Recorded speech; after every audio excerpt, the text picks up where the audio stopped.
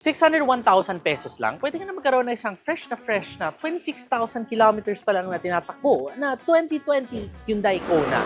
At alam kong may ibang tao na hindi ganun ka fond of the look ng Hyundai Kona.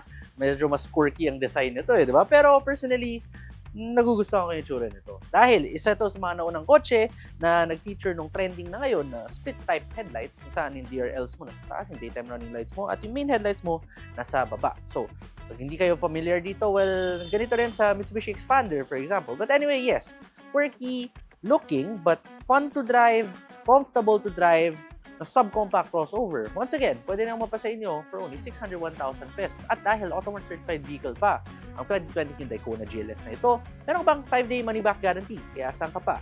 Basta used cars na may money-back guarantee, the Automart certified na yan.